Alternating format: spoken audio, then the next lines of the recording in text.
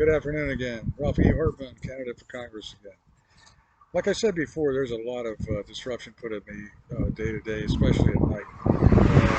Breaking into the air conditioning systems, anybody around here said they're really just really kind of outrageous. Last night they become maniacs, crazy maniacs, just saying torturing threats. One of them last night was again alleging being and sounding like a former stepsister by the name of Ralph. Probably another one was her father, but stepfather. Well, anyway, I've been noting against him for years, and actually previously I had sent complaints to Department of Children and Families. I sent an online complaint form to Department of Children and Families. I sent fax complaint forms to DCF. For whatever reason, still nothing has come of it. But I'm probably going to go back downtown again soon. I've got so much extra evidence against the offense. But anyway, I was reviewing an item from back in 2014, April of 2014. Back then, a young woman got into the confusion, allegedly being from the Russo family, the family that my mother married back in 1987, saying that they were wanting to remind me that they had previously said that my mother, one of the reasons my mother married into their family was so they could start a psychic attack at me. That she knew ahead of time that they were affiliated with the capability of traveling documents. Well, on a particular day in April of 14, a young woman said, "Didn't your mother tell you that she married to these insanities?" You know, this is insane consideration instead, but the insanities like to try to tear everything down that's sane, right? So their disruption is really sometimes maniacal.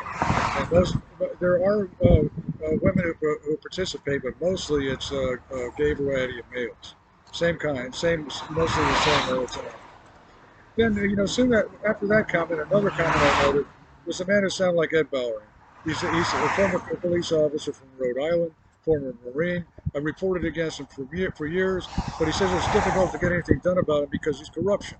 I don't know if he works in the downtown department here locally or not, but he insists that he has official capacity, and now also with the Biden administration.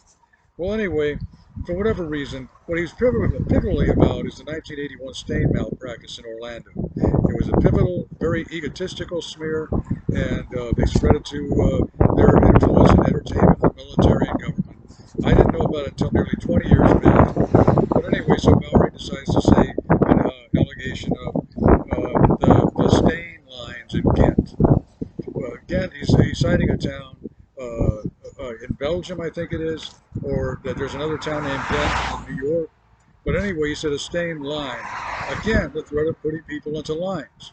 That whoever I report to, that they just continue. I know that some say you aren't calling enough or whatever, but it's difficult to hear so much awareness, experience a lot of awareness, and then start to, be what you're talking about, or whatever. Really, there's a lot of reporting, and this is reporting again. Another comment was my mother getting into the confusion again. Earlier in my life, I thought my mother was a great mother, but it turned out that she was secretly very badly subversive.